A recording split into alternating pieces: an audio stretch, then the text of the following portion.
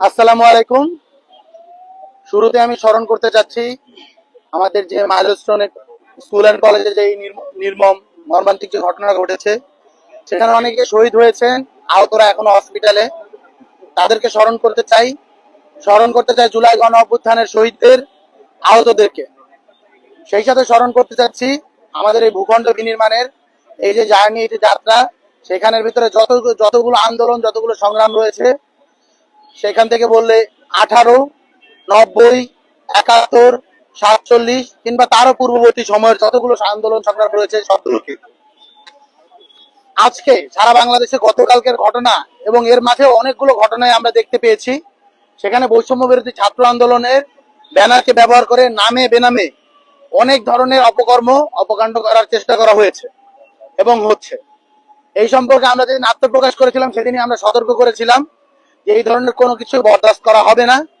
তথাপি দেখতে পেয়েছি এইখানের ভিতরে বিভিন্ন মহলের রাজনৈতিক দলগুলোর শেল্টারে, যেহেতু এই কমিটিগুলো যখন গঠন করা হয়েছিল, সেই কমিটি গঠনের দায়িত্বে যারা ছিল তারা যেহেতু বিভিন্ন ধরনের রাজনৈতিক দল মতের ভিতরে চলে গিয়েছে, তো তখন দেখা গিয়েছে যে তাদেরই শেল্টার বা অন্য ক্ষেত্রে অন্যান্য রাজনৈতিক দলগুলোর শেল্টারে অনেক সময় তারাও বিপদগামী হয়েও, জুলাই গণ অভ্যুত্থানের যোদ্ধা যারা, তাদের অনেকেই বিপদগামী হয়েছে এবং এর মধ্যে দিয়ে তাদের মাঝে কিছু কালাপসের ব্যাপারগুলো আমরা লক্ষ্য করেছি এবং যেটা এই মুহূর্তে ভিজিবলি কন্ট্রোল করা আমাদের পক্ষে প্রায় অসম্ভব হয়ে দাঁড়িয়েছে। তাই অর্গানোগ্রামের জরুরি মিটিং ডাকা হয়েছিল। সেখানে অর্গানোগ্রামের 4 জন উপস্থিত ছিলেন এবং তাদের সম্মিলিত সিদ্ধান্তে, আজকে একটি সিদ্ধান্তে আমরা বৈষম্য বিরোধী ছাত্র আন্দোলন উপনীত হয়েছি যে বৈষম্য বিরোধী ছাত্র আন্দোলনের কেন্দ্রীয় কমিটি ব্যতীত সারা দেশের সকল কমিটির কার্যক্রম আজকে থেকে আনুষ্ঠানিকভাবে স্থগিত করা হলো।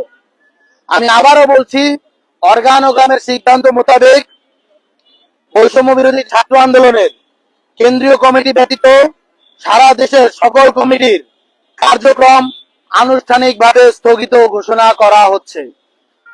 এর মধ্য দিয়ে আমরা বৈষম্য বিরোধী ছাত্র আন্দোলনের আগামী কার্যক্রম কোন উপায়ে পরিচালিত হবে সেই সম্পর্কে আমরা বলবো।